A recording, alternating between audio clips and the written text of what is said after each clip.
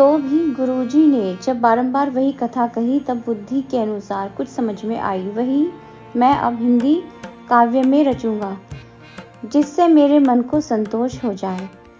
जैसा कुछ बुद्धि ज्ञान का बल मुझ में है उसी प्रकार हृदय में हरि की प्रेरणा से कहूँगा। मैं अपने संदेह, अज्ञान और भ्रम को हरने वाली कथा कहता हूँ जो संसार रूपी नदी के लिए नौका है।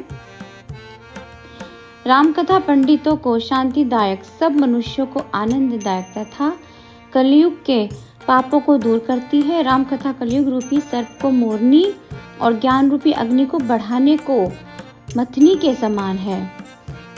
राम कथा कलयुग में कामधेनु और सज्जनों के लिए सुंदर संजीवनी जड़ी है। वही कथा पृथ्वी पर अमृत की नदी है, जन्म मरण रूपी भय का नाश करने वाली और भ्रम रूपी मेंढक को सर्पणी के समान है। यह राम कथा असुरों की सेना रूपी नरकों का नाश करने वाली और साधु रूपी देवताओं के हित के लिए पार्वती है। यह संत समाज रूपी समुद्र को लक्ष्मी और संसार का बोझ उठाने को अचल पृथ्वी के समान है।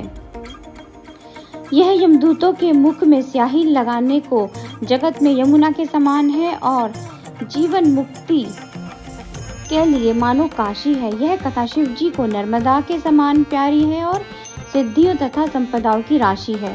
राम को पवित्र तुलसी के समान प्रिय है और तुलसीदास को हृदय से हितैषी माता तुलसी के समान है। सद्गुण देवताओं को माता अदिति सी है और श्री राम जी की भक्ति और प्रेम की सीमा सी है। तुलसीदास जी कहते हैं कि राम कथा मंदाकिनी नदी है, शुद्ध चित्त, चित्रकूट और सुंदर स्नेह ही सीता राम जी के विहार का वन है। रामचरित्र सुंदर चिंतामणि है जो संतों की सुबुद्धि रूपी स्त्री के लिए सुंदर श्रृंगार है। श्री राम जी के गुण जगत में मंगलकारी और मुक्ति, धन, धर्म और परम धाम के देने वाले हैं। ज्ञान, वैराग्य और योग के लिए सद्गुरु है। भयंकर भव व्याधि को अश्विनी कुमार है।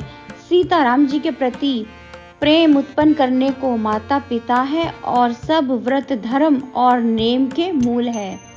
पाप, संताप और दुख के नाशक तथा परलोक और इस लोक के प्रिय पालक हैं। ज्ञान रूपी राजा के योद्धा, मंत्री और लोभ रूपी अपार समुद्र को सोखने को अगस्त्य मुनि हैं।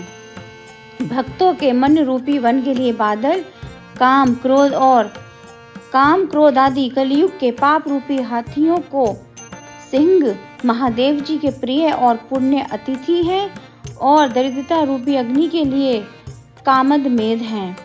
विषय रूपी सर्प के विष को मंत्र और महामणि है, भाग्य के कुलेखे को मेट देते हैं। मोह रूपी अंधकार को हरने के लिए सूर्य की किरणें और भक्त रूपी धान को पालने के लिए मेघ हैं।